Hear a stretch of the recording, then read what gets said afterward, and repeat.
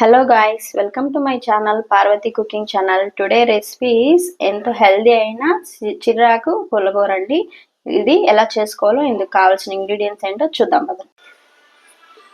Aakura andi nenaithe 2 kattalu chirraku teeskunna. Manam indu totaku kuda chesukovachu.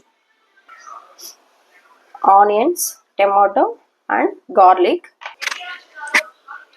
ఎండుమిర్చి అండి కారానికి తగ్గట్టు తీసుకోవాలి. అలాగే పోపు కోసం మనకి ఆవాలు, జీలకర్ర, మెంతులు, నెక్స్ట్ అలాగే చింతపండు, కొంచెం టర్మరిక్ పౌడర్.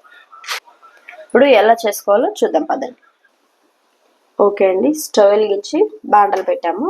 ఇందులో కొంచెం ఆయిల్ని యాడ్ చేసుకోవాలండి. మనము ఇలా 3 or 4 స్పూన్స్ ఆయిల్ని మనం యాడ్ చేసుకునేసాము. ఓకే అండి, ఆయిల్ అయితే హీట్ అయింది. ఇందులో మనం ఆవాలు, జీలకర్ర, మెంతులు ఫస్ట్ యాడ్ చేసుకున్నాము. ఆవాలన్నీ వేగనిచ్చాలండి.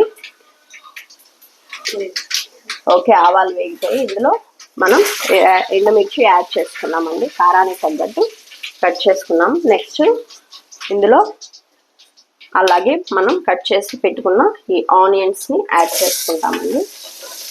ఆనియన్ పీసెస్ని ఇలా యాడ్ చేసుకున్నాము. అలాగే ఆనియన్స్తో పాటు మనం ఆల్రెడీ తొక్క తీసి పెట్టుకున్న ఈ గార్లిక్ని యాడ్ చేసుకోవాలి. ఇది ఆనియన్స్ కొద్దిసేపు మగ్గనిచ్చాలండి. చూడండి, ఆనియన్స్ అయితే మనకి హాఫ్ వరకు మగ్గాయి. ఇప్పుడు ఇందులో మనము ఆకుకూరని యాడ్ చేసుకుందామండి. ఆల్రెడీ బాగా క్లీన్ చేసి పెట్టుకున్న ఆకుకూర అండి. నేను 2 కట్టలు తీసుకున్నాను.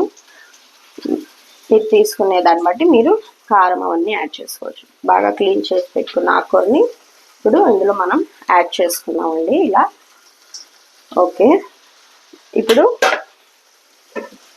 ఆకుకూరని మూత పెట్టి కొద్దిసేపు మగ్గనిచ్చాలండి. అలాగే ఓకే అండి, ఆకు మగ్గిందేమో చూద్దాము.